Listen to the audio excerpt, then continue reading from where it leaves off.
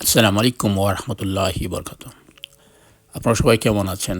আশা করি আপনারা সবাই ভালো আছেন এবং ভালো থাকবেন এই দোয়াই করি। আমিও আছি ভালো, আপনাদের দোয়ায় আলহামদুলিল্লাহ।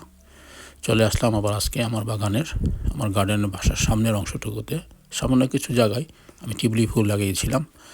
এখন সেগুলো সবগুলো ফুটেছে, সেজন্যই আমি আপনাদেরকে শেয়ার করার উদ্দেশ্যে কিছুক্ষণ ভিডিও বানালাম আপনাকে দেখানোর উদ্দেশ্যে। এটা হলো এখন সিজন টিউলিপ ফুলের। এখন মোটামুটি দেখেন বড় হয়ে গেছে, তো ফুলগুলো বেশি দিন থাকে না, পাপড়িগুলো ঝরে যায়। যখন ঝরে যাবে গাছটা আস্তে আস্তে মরে যাবে। তারপর আবার আগামী বছর সেম সময়ে আবার এগুলো আস্তে আস্তে নিচ থেকে উপরে উঠবে, আবারও ফুল দেবে।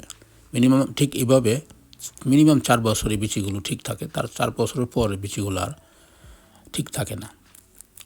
মানে 4 বছর যদি একবার আপনি নিয়ে আসেন কিনে, 4 বছর জামাতি ফুল আপনি সুন্দর পাবেন, তারপর হয়তো বা আসবে না।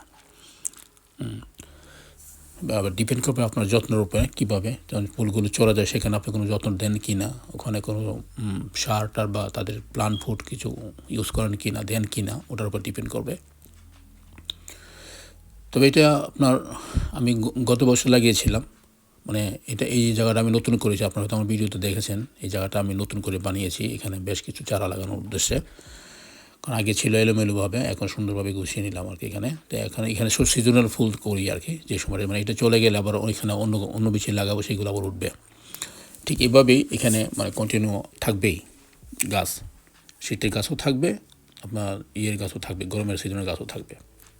ওই জায়গাটা মোটামুটি খালি থাকবে না, কন্টিনিউ ফুল থাকবেই, হোক শীত আর হোক গরম, কোনো সমস্যা হবে না।